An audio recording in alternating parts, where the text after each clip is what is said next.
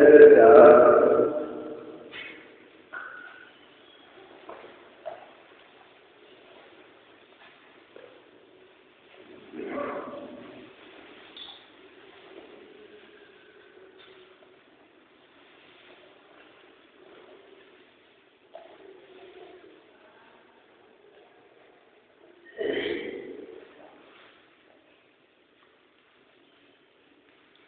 मोक्ष मार्ग प्रकाशक आचार्य कल्पपंडित तोडरमल ने लिखा ग्रंथ है। 6वां अधिकार कुदेव कुगुरु और कुधर्म का परिचय। मिथ्या दैवादिक भजे ओ है मिथ्या था सजत नको साचे भजो विपरीत देश उपा।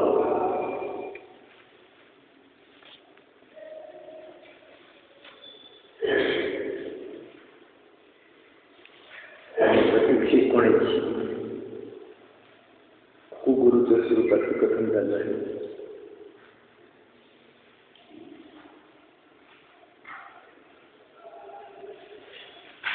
देखो उंडाव सपनी काल में यह कभी काल भर कर आहे इसके दोष के जिनमत में मुनि का स्वरूप तो ऐसा है।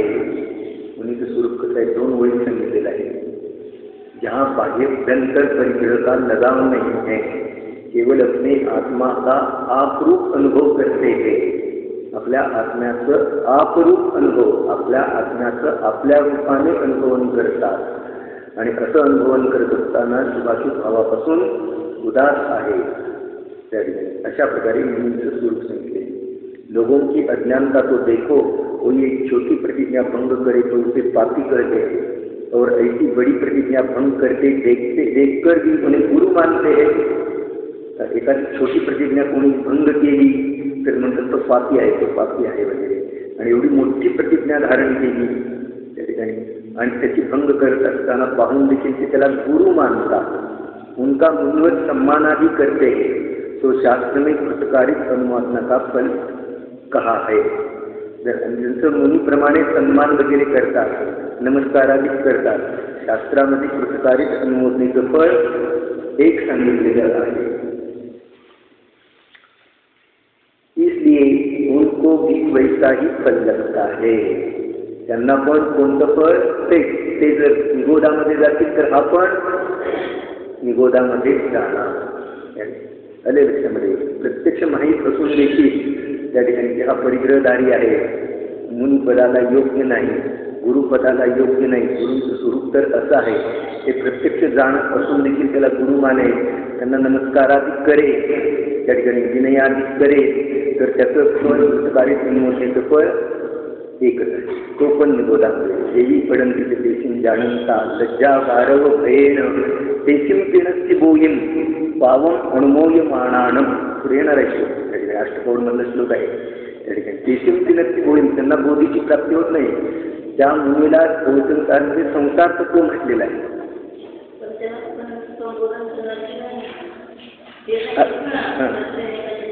ठीक आहे की आता इथं अपेक्षण झालं गुरु कुगुरूचं स्वरूप सांगताय। संबोधन करण्यासारखं असेल तर करा, ऐकण्यासारखं असेल तर ऐकवा। त्या ठिकाणी पुष्कळ कसं असतं, एकच त्या ठिकाणी एकांत नाही कुठे, एकांत कुठेही नाही। तो समजण्याची पात्रता असेल त्या जीवाला तर तो त्याच वेळेला पण समजू शकेल त्या ठिकाणी, असं नाही।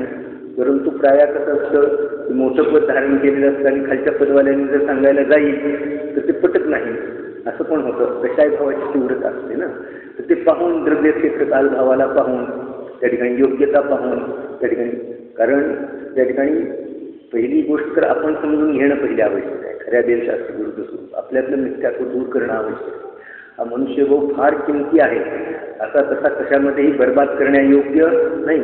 ठीक आहे, समजण्यायोग्य असतील ते जीव, पात्र जीव असतील ते सहज धारण करतात, नाहीतर त्या ठिकाणी त्याच्यामध्येच जर विरोध करण्यामध्ये त्यांना त्याच्यामध्ये जर आपलं आयुष्य बर्बाद केलं, थोडंसं आयुष्य आहे, तर त्या ठिकाणी आपलं कल्याण केव्हा करणार हा पण एक प्रश्न असतो।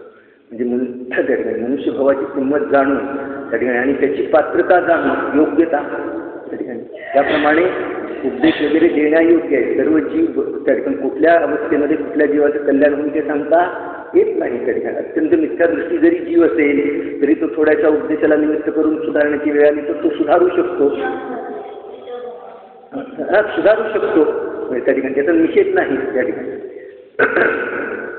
हे तर करुणाभाव आहे, तिथे काही द्वेष बुद्धी नाही. त्याच्या प्रति हा त्या ठिकाणी हा असं पालन करतो, हा परिग्रह ठेवतो, हा मोबाईल ठेवतो, द्वेष बुद्धी नाही, करुणाभाव आहे. अरे हे असं मुलीपद प्राप्त झालेलं आहे, संधी मिळालेली आहे आणि तरीसुद्धा हा परिग्रह धारण करतोय, तर हा कुठं जाणार? करुणाभाव आहे, द्वेषबुद्धी नाही. कुठल्याही जीवाच्या प्रति द्वेषबुद्धी नाही. जो पापामध्ये मग्न आहे त्या जीवाच्या प्रति पण करुणाभाव आहे. मार्ग चुकलेला आहे, त्याला माहीत नाही. त्या ठिकाणी आपण पण याच्या आधी कित्येक वेळा आपण चुकलेलो आहे, आपल्याला पण माहीत नव्हतं. त्यावेळेला आपण काय केलं? त्या ठिकाणी आपण पण आपला अहंकार सोडला नाही. त्या ठिकाणी आपण पण आपला हठाग्रह सोडला नाही. त्या ठिकाणी आणि आपण मनाला वाचेल त्याप्रमाणे करत बसलो. शांत चित्ताने जिनवाणी ऐकली नाही, वाचलं नाही, त्याचा निर्णय केला नाही. आपण देखील असंच केलं ना त्या ठिकाणी. आणि भाऊच्या भाऊ बर्बाद करून टाकले. आता कल्याणाची संधी मिळालेली आहे तर निर्णय करा खऱ्या देवशास्त्रगुरूचा, मिथ्यात्वाचा त्याग करा. कोण शरण आहे आपल्याला? आपला आत्माच आपल्याला शरण आहे. शुद्ध बुद्ध चैतन्य घन अशी स्वयं ज्योती आहे, तीच आपल्याला शरण आहे. बाकी व्यवहाराने देवशास्त्रगुरू शरण आहे. देवशास्त्रगुरू दाखवतात तो आत्मा जिनसमानच आहे. जिनसमान आत्मा परमात्मा आहे आणि त्या परमात्म्याचं जो सतत ध्यान करतो, त्याचं मनन चिंतन करतो, तो परमात्मा बनतो. हे शास्त्राचा सार आहे. आता ते श्लोक आलेच होते त्या ठिकाणी. जिनसमान आपला परमात्मा आहे आणि जो जिनसमान परमात्म्याला जाणून म्हणजे जिन भगवान आहे ते परमात्मा जाणण्यामध्ये निमित्त आहे, तसाच आपला आत्मा आहे जसे जिनेंद्र भगवान आहेत. आणि याप्रमाणे जो मनन चिंतन करतो, मी शरीरवाला नाही, मी मनुष्य नाही, मी स्त्री नाही, मी तर जिनसमान आहे, परमात्मा स्वरूपी आहे, असं सतत जो चिंतन करतो तो परमात्मा बनतो. हे शास्त्राचा सार आहे. कृष्ण काय केला होता की शास्त्रों में सुखकारी संबोधनेचं फळ एक आहे हे सांगितलेलं आहे. जर पात्रता असेल, आपली शक्ती तेवढी असेल त्या ठिकाणी तर आपण समजावून सांगू शकतो. आपला प्रभाव पडत असेल तर, आणि प्रभाव नाही पडत असेल तर मग व्यर्थ टाईम घालवण्यामध्ये अर्थ नाही. कोण सामान्य मनुष्य आहे, आपलं ज्ञान नाही, विशेष माहिती आहे, सगळं यथार्थ श्रद्धान पण आहे, पण समजावण्याची कला नसेल तर तो काय करणार? समजावून सांगू शकत नाही. समजावण्याची कला पण लागते ना त्याच्याबरोबर, योग्य रीतीनं त्याला समजेल कसं. कला, भाषा, शब्द हे त्या ठिकाणी. आणि त्या जीवाची पात्रता, त्या जीवाची पात्रता असेल तर तशा प्रकारचे शब्द, तशा प्रकारची भाषा पण निघते. असं आहे त्या ठिकाणी. दोन शब्द सांगेल पण बरोबर आहे कसं काय त्या ठिकाणी बरोबर तेवढ्याच पॉईंटवर तो आघात करेल आणि ते त्याचे मिथ्या मान्यता निघून जातात. असं होऊन जातं त्या ठिकाणी. इसलिए उनको भी वैसा ही फल लगता है. सुधारित अनुमोदनेचं फळ एक आहे. मुनिपद लेने का क्रम तो यह है.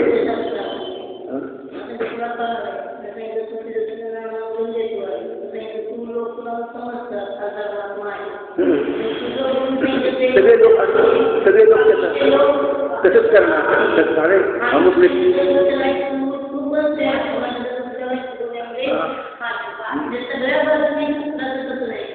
सगळ्यापासून एकांत नाही कुठेही त्या ठिकाणी. जिथं जी परिस्थिती असेल त्याप्रमाणे धर्म विग्रास भावाच्या वृद्धीसाठी आहे, खऱ्या देवगुरु शास्त्राला जाणण्यासाठी आहे, त्यांचा निर्णय करण्यासाठी आहे.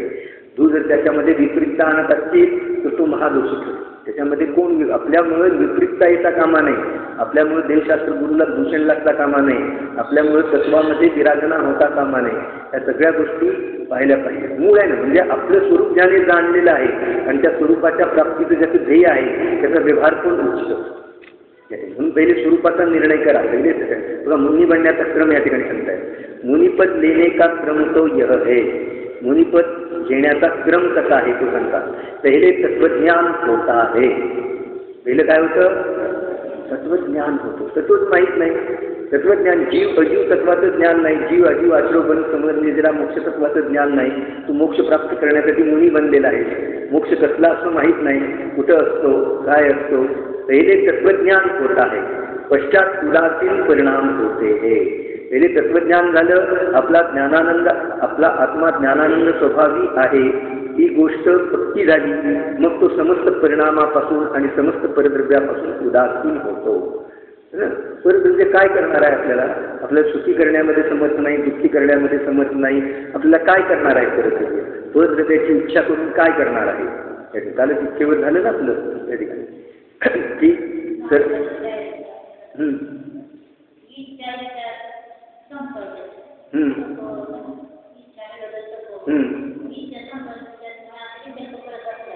इच्छा संपत नसतात त्या ठिकाणी. इच्छारहित आपल्या स्वभावाला जाणे तर त्या ठिकाणी इच्छांचा नाश. इच्छारहित आपला स्वभाव परम सुखमय आहे. इच्छा नाश करणं सोपा नाही, हाच वास्तविक मार्ग होत नसतो त्या ठिकाणी. अंतरंग उदासीन परिणाम होते हे न कशाच्या प्रती राग न कशाच्या प्रती द्वेष, त्याचं नाव उदासीन समभाव. तरी परिशहादी सहनेची शक्ती होती है, परिचय सहन करण्याची शक्ती नाही. आणि मुनी दीक्षा घे, थोडंसं परिचय आला की त्याच्यापासून चलायमान होईल त्या ठिकाणी. तर मुनी दीक्षा कशी होती? बारीक परिचय सहन करण्याची शक्ती त्या ठिकाणी, परिचय सहन करण्याची शक्ती हो तत्वज्ञानाच्या बलावर ते प्राप्त होत असतं. पहिले तत्वज्ञान होय, उदासीन परिणाम होय, तिसरा पॉईंट परिचयादी सहन करण्याची शक्ती होय. तब वह स्वयमेव मुनी होना चाहता है, त्यावेळेला तो स्वयमेव मुनी बनू इच्छितो. तब श्री गुरु मुनी धर्म अंगीकार कराते है. आणि 3 ओळीमध्ये किती महत्वपूर्ण आहे. मुनी कसा बनतो ते कुठे सांगितलं? केशलोष केला, कपडे काढले, अमुक केलं, घर सोडलं, स्त्रीपुत्रादी सोडले, मग मुनी बनतो. 3च पॉईंट सांगितले. पहिले तत्वज्ञान होत आहे, पश्चात उदासीन परिणाम होते हैं, परिचयाधिक सहन करने की शक्ति होती है. तब वह स्वयमेव मुनि बनना चाहता है, मुनि होना चाहता है. तब श्री गुरु मुनि धर्म अंगीकार कराते हैं. हाच मार्ग आहे, दुसरा मार्ग नाही. मुनी धर्म अंतरंगातून प्रगट होतो, बाहेर पाझरायला लागतो. माठ आतून भरतो, मग बाहेरून पाझरायला लागतो. जसं जैन धर्म आहे तो श्रावक असो, मुनीपणा असो, धर्मच असा आहे की आधी आत भरला जातो, मग बाहेर पाझरतो. हाणून मारून त्यामध्ये वरच्या माठावर किती पाणी शिंपडलं म्हणजे माठ ओला होईल, रोज पाणी शिंपडत बसा. आत भरला तर तो बस बाहेर आपोआप पाझरायला लागेल त्या ठिकाणी. तसं आहे जैन धर्म आहे तो आतून प्रकट होतो. श्रावक धर्म असो, मुनीपणा असो, कोणताही त्या ठिकाणी आतून तो प्रकट होतो, मग बाहेर पाझरायला लागतो. हाणून मारून त्याला जैन बनवलं जात नाही. अन्य धर्मामध्ये कसं आहे, हाणून मारून बळजबरीनं त्याला सक्तीनं धर्मांतर करायला लावतात ना, तसं या ठिकाणी जैन स्वयमेव बनतो. धर्मांतर करण्याची तर प्रक्रिया नाही. जो पाळेल त्याचा धर्म आहे. मातंग देहवाला जरी असेल, किरणची जरी असेल, कोणी असेल, पाळेल त्याचा धर्म आहे. ग्रहण करेल त्याचा, धारण करेल त्याचा धर्म आहे. तरी असं नाही की त्या ठिकाणी पूर्वी तो हिंसक होता, सिंह होता, मग तो जैन कसा बनला? तर ज्या क्षणाला त्याने तत्व ग्रहण केले त्या क्षणाला तो जैन बनला. कसं आहे गोष्ट? जैन बनण्याचं त्या ठिकाणी ज्या क्षणाला आपण पूर्वीचं सगळं सोडून दिलं त्या ठिकाणी आणि नवीन त्या ठिकाणी आपल्या आत्मस्वभावाला जाणलं, तत्वज्ञान केलं, खऱ्या जैनशास्त्राची ओळख केली, जैन बनला. त्याशिवाय जैन कसा बनेल? केवळ जैन कुलात उत्पन्न होऊन जैन बनत नाही. त्याच्याने अन्य कुलात उत्पन्न झाला म्हणजे तो कायम तर त्याच कुलात राहील असं काही नियम नाही. किरींचे देखील जैन बनू शकतो त्या ठिकाणी. खालच्या कुलात उत्पन्न होऊन देखील तो जैन धर्म अंगीकार करू शकतो. मग तसं आहे, जैन धर्म आतून प्रकट होतो, बाहेर पाझरायला लागते. जैन धर्माचं तत्व आहे. अन्य धर्म याच्या विरुद्ध आहे. बाहेरून नाना प्रकारच्या क्रिया करतील, नाना प्रकारच्या क्रिया करायला लावतील आणि त्याच्यामध्ये ते धर्म मानतील. अन्य धर्म असे आहे. जैन धर्म एक असा आहे की आतून तो प्रगट होतो. त्याने आतून भरला की बाहेर पाझरायला लागतो. मन वचन काय त्या क्रियेमध्ये सहजते त्या ठिकाणी. कोणीही त्याच्यावर सक्ती नाही, बंधन नाही. असं केलं पाहिजे, अमुक कर तमुक कर असं काही त्याच्यामध्ये सहज नाही. यह कैसा विपरीत, यह कैसी विपरीतता है कि तत्वज्ञान रहित विषय कषाया सत्व जीवों को माया से वो लोक दिखाकर मुनिपद देना. कसं किती विपरीत आहे की तत्वज्ञान रहित जे विषय कषाया सत्व जीव आहेत त्यांना माया लोभ वगैरे दाखवून मुनिपद द्यायचं, दीक्षा द्यायची. पश्चात अन्यथा प्रवृत्ती कराना सोयीर पडा अन्याय आहे. आणि त्यानंतर अन्यथा प्रवृत्ती करविणं त्या ठिकाणी ही मोठी हा मोठा अन्याय आहे. त्याला मुनिपदाचं स्वरूप सांगितलं पाहिजे. मुनिपद कसं असतं, त्या ठिकाणी काय असतं, कशासाठी मुनी दीक्षा घ्यायची, एक मात्र आत्मकल्याणाशिवाय त्याच्यामध्ये दुसरा कोणताही हेतू नसतो. एवढं सगळं सोडलं, कशासाठी सोडलं? निज आत्मकल्याणासाठी, जगाच्या कल्याणासाठी पण नाही, दुनियाचं कल्याण करण्यासाठी, समाजाचं कल्याण करण्यासाठी पण नाही, निज आत्मकल्याणासाठी मुनीपणा धारण केलं असतं. असं मुनींचं स्वरूप आहे. हे असं स्वरूप जाणेल बघा, असा मोक्षमार्गस्थ मुनी जाणेल, कारण कसं कार्य घडेल, त्यांना वंदनादिक करेल, त्यांची सेवा शुश्रूषा करेल, तर याच्यामध्ये पण मोक्षमार्ग प्रगट होईल. आणि जे संसार तत्व आहे त्याला त्याची सेवा शुश्रूषा करेल, त्याला वंदन करेल, त्याला मानेल, तर तुला संसार तत्व प्राप्त होईल. कारण कसं कार्य, तुला थोडंच मोक्ष प्राप्त होणार आहे. तू कारण ग्रहण करतो आहे विपरीत, चौचरसारमध्ये विपरीत कारण ग्रहण करतोय, त्याचं फळ विपरीत. यथार्थ कारण ग्रहण करेल तर त्याचं फळ यथार्थ आहे. हां, जसं बीज पेरेल तसं यथार्थ बीज पेरेल तर त्याचं फळ यथार्थ येईल. विपरीत बीज पेरेल तर उपलं नाव म्हटलं तो मुनी त्या ठिकाणी स्वयंही संसारामध्ये डुबणारा आहे आणि आपल्या अनुयायांना संसारामध्ये डुबविण्यामध्ये निमित्त कारण आहे. अन्य जीवांना पण तो कशामध्ये डुबवणार आहे? संसारामध्ये डुबवणार आहे. म्हणून या ठिकाणी परीक्षा करूनच त्या ठिकाणी ग्रहण केलं. त्याच्यामध्ये थोडी देखील असावधानता फार महागाई पडणारी आहे. कारणानुविधायिनी कार्याणी, कारणानुविधायिता एव कार्याणी.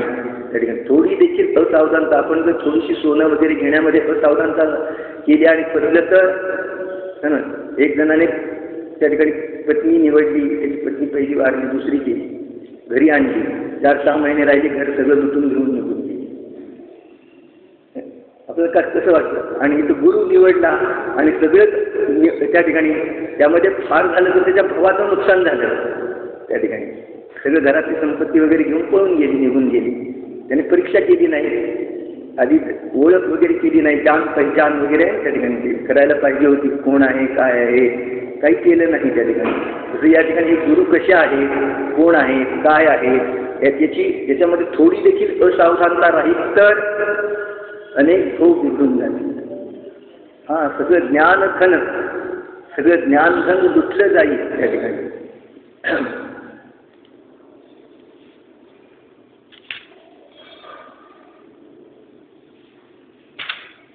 इस प्रकार गुरु का वो उनके सेवन का निषेध किया. इस कथन को दृढ़ करने के लिए शास्त्रों की साक्षी देते हैं. अशा प्रकारे गुरु आणि त्याच्या सेवनाचा निषेध केला. गुरुचा पण निषेध केला आणि गुरुचं सेवन करण्याचा पण निषेध केला. सेवन, सेवा, शुश्रूषा वगैरे आहे ना, त्याला म्हणतात सेवन, भक्ती, पूजा वगैरे, या दोन्हीचा निषेध केला. कारण त्या ठिकाणी कृतकार्य अनुमोदनेचं फळ एक आहे. त्या ठिकाणी जर त्या ठिकाणी माझा श्लोक दिला होता,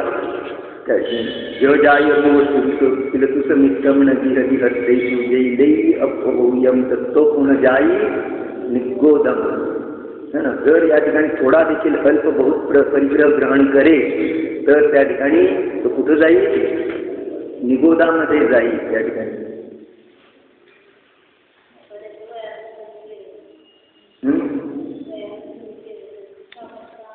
श्रवणाचं काम आहे. त्या ठिकाणी वैयावृत्ती वगैरे करेल. वैयावृत्ती काय आहे पहिल्यांदा समजणं आवश्यक आहे. वैयावृत्ती म्हणजे आपल्यावरील आवरण दूर करणं, कर्माचं आवरण दूर करणं, अज्ञानाचं आवरण दूर करणं, हे वैयावृत्ती आहे. आणि ते करण्यामध्ये जो निमित्त आहे त्याची वैयावृत्ती केली जाते. कोणाचंही वैयावृत्ती करेल त्याला वैयावृत्ती म्हटलं गेलेलं नाही. वैयावृत्ती कारण कार्य संबंध आहे ना त्याचा वैयावृत्ती. ते होन की दुल्ल मुआ सांगितलं त्या ठिकाणी, कुठतरी श्लोक आलेला आहे त्या ठिकाणी. अष्टपौरमध्ये आलेले ते होन की दुल्ल मुआ बोही पुनदुल्ल हा ते यात आहे का?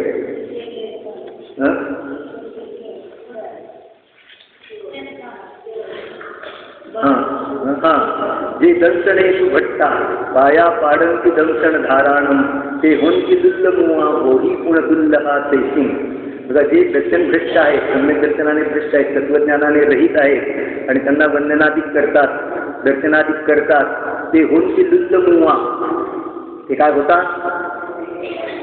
लुळे पंगळे. या शब्दामध्ये किती अर्थ भरलेला माहिती आहे का? ते होऊन लुल्ल मोहा बोही पुणे लुल्ल हा तेथील बोधी सम्यक दर्शनाचा उपदेश देखील त्यांना मिळणं मुश्किल होऊन जाईल. लुल्ल मोहा म्हणजे डोळे पांगळे एवढा अर्थ त्याच्यामध्ये नाही. डोळे पांगळे म्हणजे ते निगोदामध्ये जातात. एकेंद्रिय जीव निगोदी आहे ना त्या ठिकाणी. वनस्पती काही असतात ते वृक्ष होतात.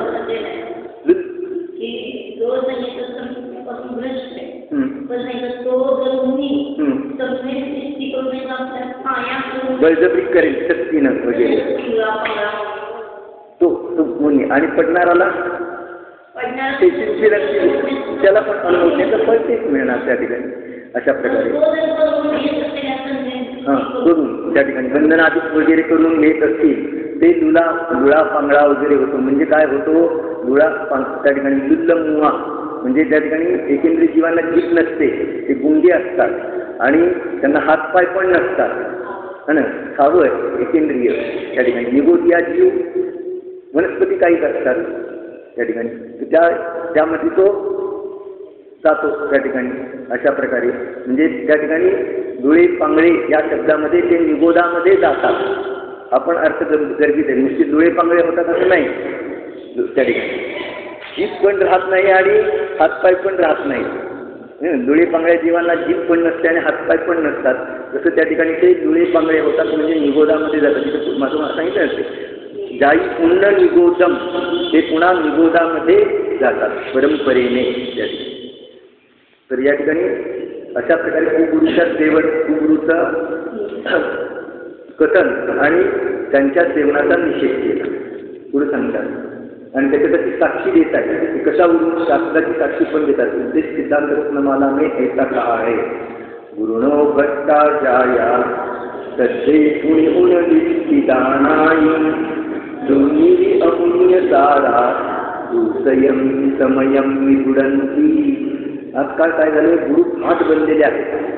गुरुणो भट्टाचार्या सद्दे पुण्य दानाई आणि ते दाताराची भातावत स्तुती करतात. वा वा हे शेख मोठे आहे करोडचं दान दिलं यांनी. कोण कोणाची स्तुती करणार. मुनी आहेत ते धर्मात्मा आहेत. ते पुण्याची स्तुती करत नाही. त्यांना पुण्याची महिमा नाही. धनसंपत्तीची त्यांना महिमा नाही. आणि दान शुभकार्य वगैरे याची त्यांना महिमा नाही. ते त्याच्यापासून उदासीन आहे. ते स्वयं धर्मकार्यामध्ये लागलेले आहेत आणि अन्य जीवांना पण धर्मकार्यामध्येच लावतात. एकदम त्या ठिकाणी कसं आहे त्या ठिकाणी स्वरूप मंथर स्वरूपामध्ये सुस्त झालेले आहे. सुस्त ज्याची झोप जास्त झाली की नाही. झोप जास्त झाली म्हणजे काय म्हणतो आपण सुस्तावला येतो आहे की नाही. किंवा जे आता पोळी वगैरे खाल्ली पुरणपोळी केली आणि खाल्ल्यानंतर काय होतो सुस्तावतो त्या ठिकाणी. तसं मुनी आहेत ते काय झालेले आहे आत्मानुभूतीच्या द्वारे सुस्तावलेले आहेत. हे ती गोष्ट लक्षात. स्वरूप मंथर शब्दाला ना म्हणजे सुस्तावलेले आहेत स्वरूपामध्ये. समजता प्रवचन सर हां मोक्ष सर पंचरत्नासारख्या 5 गाथा त्या ठिकाणी. त्याच्यामध्ये सुंदर सांगितले संसार तत्व काय आणि मोक्ष तत्व काय. संसार तत्वाचं कारण काय आणि मोक्ष तत्वाचं कारण काय. अशा प्रकारे 5च गाथा आहेत. पण संपूर्ण समय संसाराचा सार त्याच्यामध्ये आलेला आहे. संसार जो द्रव्यलिंगी मुनी आहे बाहेरून सगळं आचरण बरोबर करतो आहे परंतु तो देखील आत्मस्वभावाला जाणत नसेल तर तो संसार तत्व आहे. आणि संसार तत्वाची आराधना करेल तर कारण कसं कार्य त्याला देखील संसाराचीच प्राप्ती होईल. आणि मोक्ष तत्वाला जाणून मोक्ष तत्वाची आराधना करेल तर त्याला पण मोक्षाची प्राप्ती होईल असं आहे. तर गुरुणव भट्टाचार्या गुरु फाट बनलेले आहेत. दातारांची स्तुती करतात आणि दान स्वीकार करतात. दोन्ही अमूल्य सारा दुसयम्य समयम्य गुडंती. असे दान देणारे पण आणि घेणारे पण हे दोघंही या संसारूपी महासागरामध्ये डुबतात. काल तोचे गुरु जो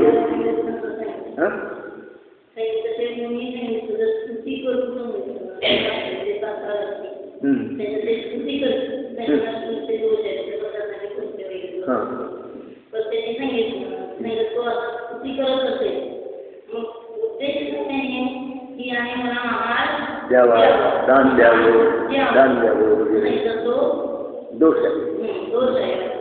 भाटच आहे तो. भाट बनले बघ कशी केलं. गुरु भाट बनलेले आहेत. भाट माहीत आहे ना सगळ्यांना. पूर्वी राजे लोकांच्या दरबारामध्ये स्तुती करणारे, राजांची स्तुती करणारे भाट असायचे. तसा हा गुरु हां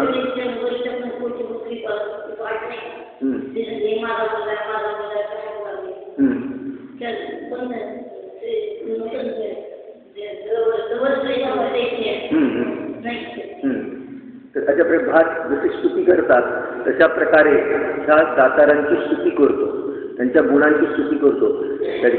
मुनी सिद्ध भगवंताशिवाय कोणाची स्तुती करत नाही, पंचपरमेश्वरीशिवाय ते कोणाची स्तुती करत नाही. त्या ठिकाणी त्यांचं लक्ष कोणावरही असत नाही. तो गुरुनव भट्टाचार्य काल दोषे गुरु जो है वे तो भाट हुए है, भाटवत शब्द द्वारा दातार की स्तुति करते हैं, दानादि ग्रहण करते हैं. सो इस दुष्यम काल में दोनों ही दातार व पात्र संसार में डूबते हैं. आणि या पंचम काळामध्ये, या महादुष्यम काळामध्ये ते देणारे पण आणि घेणारे पण दोघंही काय होतात, संसार सागरामध्ये डुबतात. महाराजांना प्रश्न विचारला होता, प्रश्न दिला, ते उत्तर दिले महाराजांनी. सगळ्या त्यांनी त्रास केला, त्यांच्याबद्दल काय असायचं ज्ञान पाहिजे त्याचा प्रश्न प्रश्न के लिए यहाँ पर सभी के अंदर एक प्रश्न खड़ा हो गया होगा कि आप दिगंबर मुद्रा को व्यवहार द्रव्य चारित्र भी स्वीकार नहीं कर रहे, फिर द्रव्य संयम का क्या होगा. व्यवहाराने बाहेरून द्रव्य चारित्र द्रव्य संयम तो जर स्वीकार केला नाही तर मग व्यवहार चारित्र्याचं काय होईल. आज तक द्रव्य भेष को तो द्रव्य भेषी को तो द्रव्य संयम मानते रहे थे. ज्ञानियों तत्व को समझे बिना रूढ़ी में जीन रहे. आज तक आप फिर इसमें आगम व हमारा क्या दोष. बस तो आजपर्यंत काय झालं, तत्व समजल्याशिवाय रूढीमध्ये जीन राहिला, केवळ द्रव्य संयम पाळण्यामध्ये. फिर इसमें आगम और हमारा क्या दोष, त्याच्यामध्ये आगमाचा काय दोष आहे आणि आमचा तरी काय दोष आहे. आपने समझने का प्रयास आगम के पृष्ठों में किया होगा तो द्रव्य चारित्र की परिभाषा समझ में आ जाती है. ज्ञानी जो द्रव्य मुद्रा है वह देहादि आश्रित है, जबकि द्रव्य संयम तो मूलगुण पालनभूत निर्दोष परिणति है. द्रव्य संयम काय आहे, निर्दोष जी आत्म्याची परिणती आहे ती द्रव्य संयम आहे. आणि हे जे बाहेरून शरीराचं जे मुख वगैरे आहे, त्या ठिकाणी चारित्र आहे, ही तर पुद्गलाची क्रिया आहे. एका द्रव्यामध्ये द्रव्य आणि भाव घटवायचेत ना.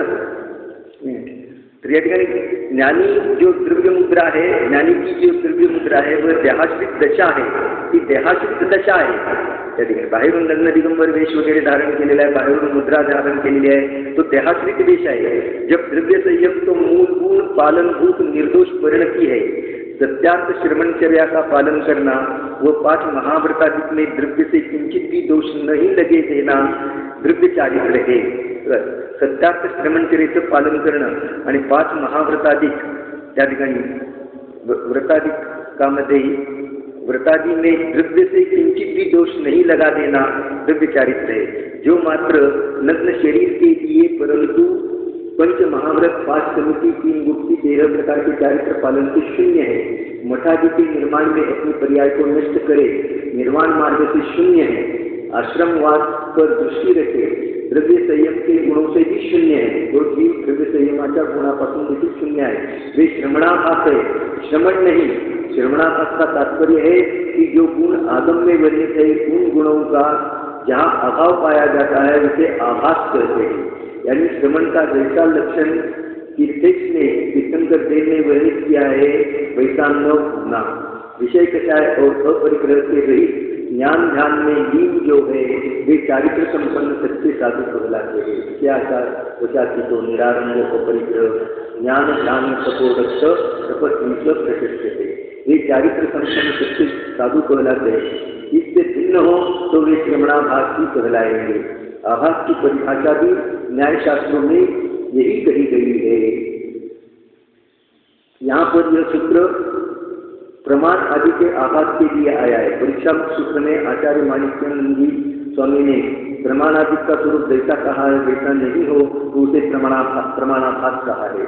अर्थात जो प्रमाण से भिन्न है वह प्रमाणाभास है. संख्या से भिन्न हो परंतु संख्या जैसा दिखे वह संख्याभास है. इसी प्रकार जो श्रमणचर्या से भिन्न हो वह श्रमणाभास है. जैसे कि कोई मुनि दीक्षा लेकर श्रमण दीक्षा लेकर भी बाग लगाए अथवा लगवाए, खेती कराए, गाय भैंस आदि रखे, हिंसक जीव पाले तथा हिंसक कृत्य व्यापारादि कृतकारिक अनुमोदना को कुंचित भी करे, वे श्रमणा भाग। अथवा जैन सिद्धांत में वर्णित आगम पूज्यों के विपरीत कथन करे, आगमाचा विपरीत कथन करे, आचरण करे, उत्पत्त में लीन होकर सत्यार्थ मार्ग का लोप करे, वे श्रमण पने से शून्य है। द्रव्य देश तो है परंतु द्रव्य संयम नहीं है।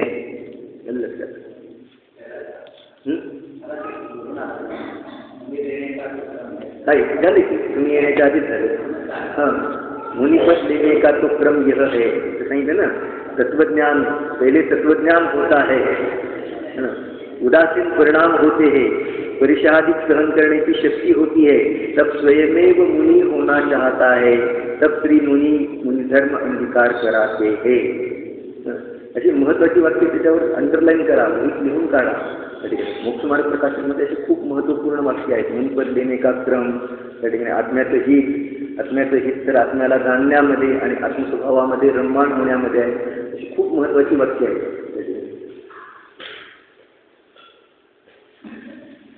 पुढे सांगतायत अजून आधार देता त्याला ना या ठिकाणी, सप्ते दिक्ते नासई लोभो नहीं कोई किंति अक्तेई, जो जय गुरु सप्पम आमूढ़ा भणितम दुग्धम। सर्प को देखकर कोई भागे तो लोग उसे कुछ भी नहीं कहते। सर्पाला पाहून जर मनुष्य पळत असेल त्याला काही म्हणत नाही, पण हाय हाय देखो तो जो कुगुरु सर्प को छोड़ते हैं उसे मूल लोग दुष्ट कहते हैं, बुरा बोलते हैं। जे कुगुरुला सोडून दूर जातात त्याला लोक काय म्हणतात, हा मूर्ख आहे, मिथ्या दृष्टी आहे, पापी आहे। त्या ठिकाणी अशा प्रकारे नाना प्रकारच्या मिथ्या दृष्टी आहे ना, जैन धर्मामध्ये मोठी शिवी आहे, त्याला ते मिथ्या दृष्टी कशाला म्हणतात ते त्यांना माहीत नाही, फक्त शिवी द्यायचं माहीत आहे। त्या ठिकाणी देवशास्त्र गुरुचं यथार्थ श्रद्धांतांचं यथार्थ स्वरूप समजेल तर मिथ्यात्व दूर होईल। त्या ठिकाणी आलं लक्षामध्ये, हे मिथ्यात्व आहे ते सम्यक दर्शन नसल्यामुळं, यथार्थ स्वरूप माहीत नसल्यामुळं आहे, ते थोड्या काळ टिकणार आहे। आपण ज्या जीवाला सम्यक दर्शन होईल त्याचं मिथ्यात्व नाहीच होणार आहे, आणि ज्याला कधीच सम्यक दर्शन होणार नाही तो जीव कसा आहे, अभव्य आहे। सगळ्यात त्याच्यापेक्षाही मोठी शिवी अभव्य आहे, त्याला कधीच सम्यक दर्शन प्राप्त होणार नाही। जो खऱ्या देवशास्त्र गुरुचा कधीच निर्णय करणार नाही तो अभव्य आहे। जो गुरूंना मानणार नाही, मुनींना मानणार नाही तो पापी, आणि जो मुनींचं स्वरूप जाणणार नाही तो महापापी। गोष्ट लक्षात आली, मुनींना मानत नाही तो म्हणजे मुनींना मानत नाही तो मिथ्या दृष्टी आहे, तो पापी आहे, आणि मुनींचं स्वरूप जाणत नाही तो महापापी आहे। आणि लक्षात त्या ठिकाणी म्हणून मुनींचं स्वरूप जाणणं, देवशास्त्र गुरुचं स्वरूप जाणणं अत्यंत आवश्यक आहे। या ठिकाणी बाबा वाक्य प्रमाणम नाही, या ठिकाणी परीक्षा करून मुनींचं स्वरूप शास्त्रामध्ये कसं सांगितलं आहे, देवाचं स्वरूप शास्त्रामध्ये कसं सांगितलेलं आहे हे जाणून त्याप्रमाणे जर त्या ठिकाणी त्यांना अनुमोदन वगैरे करेल तर त्या ठिकाणी याला मोक्ष मार्ग पण समजेल, स्वयं मोक्ष मार्ग पण ग्रहण करेल, है ना। त्या ठिकाणी अशा मोक्ष मार्गाला अनुमोदन देण्यामध्ये याला पण लाभ होईल। आज नाही उद्या त्याला मोक्ष मार्गाची प्राप्ती पण होऊ शकेल, पण कुमार्गाला अनुमोदन करेल तर मार्ग तर माहीत नाही, आणि कुमार्गाला अनुमोदन दिल्याचं फळ त्याला कुमार्गामध्ये पुन्हा भ्रमंती करावी लागेल। सर्प को देखकर कोई भागे तो लोग उसे कुछ भी नहीं कहते, हाय हाय देखो तो जो कुगुरु सर्प को छोड़ते हैं उसे मूर्ख लोग आहेत, अज्ञानी लोक आहेत, ते दुष्ट कहते हैं, बुरा बोलते हैं, त्याला वाईट बोलतात त्या ठिकाणी अशा प्रकारे, कारण त्याला मार्ग माहीत नाही। मुनी म्हणजे साक्षात मोक्ष मार्ग आहे, आणि मोक्ष मार्ग कसा असतो त्याचे जिनवाणीमध्ये वर्णन केलेलं आहे। लक्षामध्ये मोक्षम, कारण दोनच तत्वाला नमस्कार केले, मोक्ष आणि मोक्ष मार्गाला। मोक्ष ज्या उपायाने प्राप्त होतो तो मोक्ष मार्ग आहे, आणि मोक्ष मार्ग म्हणजे साक्षात मुनी चालते बोलते सिद्ध, त्यांचं स्वरूप कसं आहे हे जिनवाणीच्या द्वारे जाणून त्याप्रमाणे ग्रहण केलं पाहिजे, त्याच्यावर श्रद्धान केलं पाहिजे। लक्षामध्ये